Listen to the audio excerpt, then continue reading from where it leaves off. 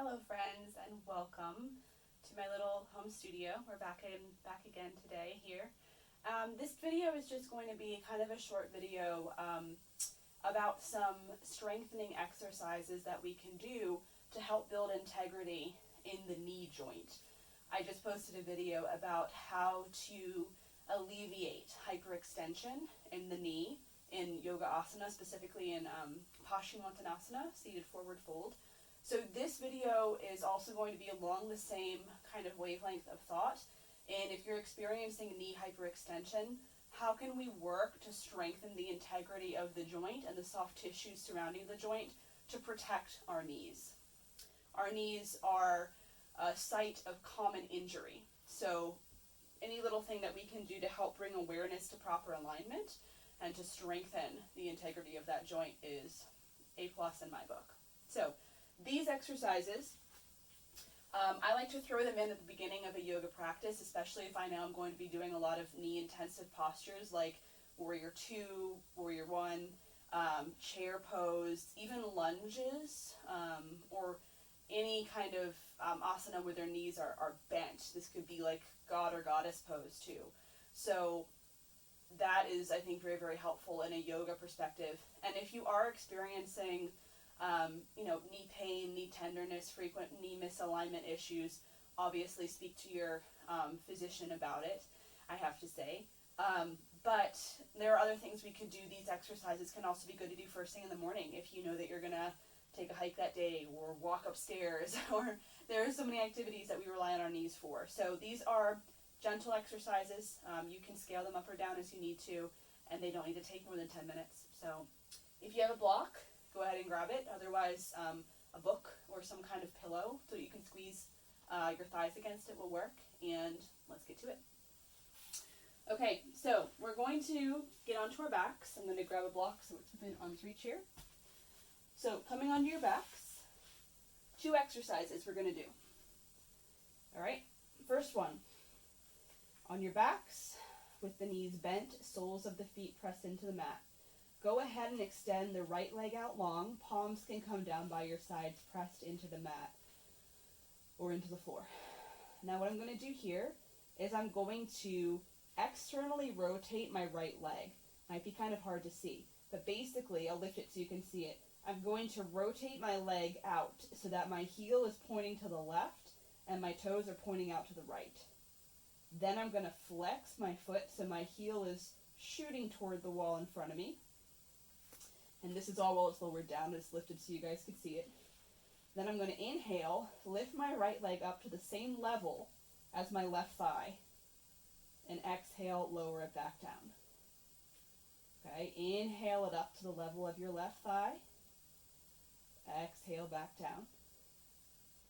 Inhale, lift up, keep that foot flexed. You can even spread the toes. Exhale down. Inhale up. Really press through those hands. Exhale back down. Keep going. We're going to do 10 of these at your own pace. Start to feel that fire, that strengthening in the inner thigh. Because we're working really to stabilize the medial aspect of the knee. That's the side of the knee that's closest to your center line, your midline, where your belly button is. That's the most vulnerable part of the knee, so we're working to strengthen that. Okay, so when you finish your 10, go ahead and relax that that right leg down. You can kind of rock the toes from side to side, feel it out. Notice how that feels.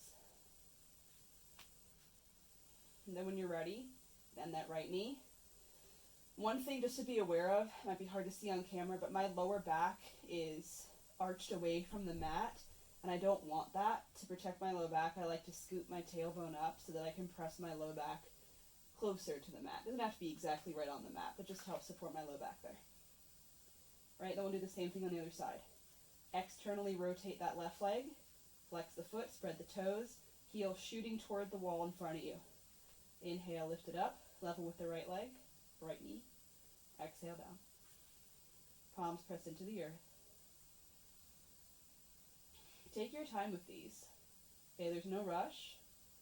And when we move slowly, we actually help to build strength in some of these little intrinsic muscles that we don't work on that often. When you move quickly and you kind of whip through these with momentum, A, it's easier to injure yourself, but B, then you just wind up strengthening the muscles that are already really strong. They take over when you use your momentum and your force that way. So work slowly is what I'm saying. Okay, so take your time, and when you get to 10, you can relax.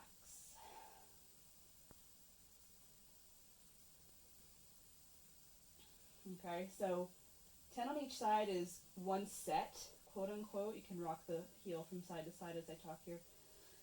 And just start off, see how you feel. One set might be enough, especially if this is your first time in a long time or first time ever working on knee exercises. That might be enough for you. You can even work up to 3 sets though, and that I think probably will suffice for most people. Okay, so that's exercise number 1. I don't have cool names for these, so if you have a cool name, let me know. We can use that. Okay, so that's the first one. The second one is a little more strength building. Okay, so this is where the block is going to come in if you have one, or a book or a pillow, just something you can squeeze between your thighs. All right, I'm going to come onto my back again. And I'm going to take my block and put it between my thighs. The reason for this is we're going to come up into a bridge pose, and the knees have the tendency to splay out in bridge pose because the muscles you're activating not only lift you up, but they also draw the knees apart, and we want our knees to stay together. So by squeezing the block, we activate these muscles that help draw the knees toward the center line, and we want our knees kind of parallel, all right? So you're going to come up into a bridge pose. Not your full expression. I like to call it like a sustainable bridge pose, because we're going to be working here, and you don't want to be all the way up because it's more fatiguing. Okay, so squeeze that block between your legs. You're going to extend the right leg out long, and then flex the foot, externally rotate it just like we did before, and then go ahead and bring the right foot back down, bend that knee. Okay, left side, lift the left leg, flex the foot, externally rotate the left leg, bring it back down. That's 1, okay? We're going to do 10. See if you can keep your hips level as you do this, okay? Try not to lift and drop. Try to keep them level. Okay? So again, working with your breath, take your time. Really work to squeeze that block between your inner thighs. And again, we're really building strength in the inner thigh, medial side of the leg. And these are not easy. You can take breaks as you need to. You're also building some strength in the glutes, in the bum area.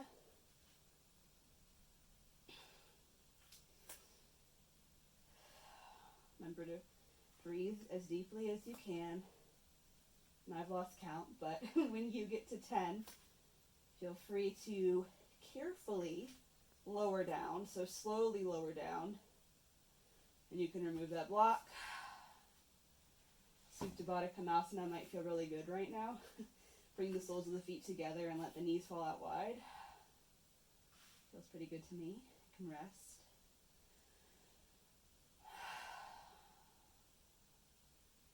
Another option is just windshield wiper the knees from side to side, so whatever you need to feel rested here.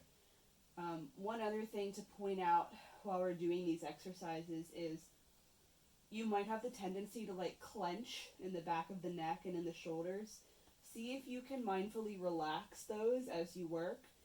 I'm just saying that because I feel it in my neck and shoulders. Okay, so then to kind of correct that, that's where pressing the palms into the floor comes in. Okay, so pressing your hands down really helps to draw the shoulder blades down the back body. So just something to be aware of if you're really feeling it in the back of the neck and the shoulder area. Okay, so that's exercise number 2. Again, 10 is probably good to start off. Those are tiring. Those are really strength building exercises. And even those you can work up to sets of 3, so 30 total. So again, both of these I would recommend if you're going to do a knee heavy practice. You know, basically what I mean by that is a lot of poses where the knees are bent. I would definitely do these before I get into that practice, even as part of the warm-up for that practice. Also good just for life. These are also good just to help strengthen the integrity of the knee joint. Knee joint, like I said before, is very vulnerable. I have had a torn meniscus and surgery to correct that, so I understand the plight of the knee pain. And again, just work slowly with these. Okay, there's no need to rush through them. There's no need to, overdo it either. Really just take your time. 10 of these once a day, that's enough to start off with, and you can slowly build it up. One thing I will say with the knee is kind of give it time to respond. Okay, don't do 10 today and then tomorrow morning think, I feel great, I'm going to do 30. Take your time. Try 10 a day for a week, and if that feels good, maybe you can up it to 15 a day, maybe. But just let your body tell you what you need. Don't overdo it there. Okay, so I hope these exercises help. If you have any questions, comments, feedback for me, you can leave it in the comments section down below, or you can email me at redfgen@gmail.com. I'll leave that below as well. And I hope you guys stay safe, take care of yourselves, and I will see you soon. Namaste.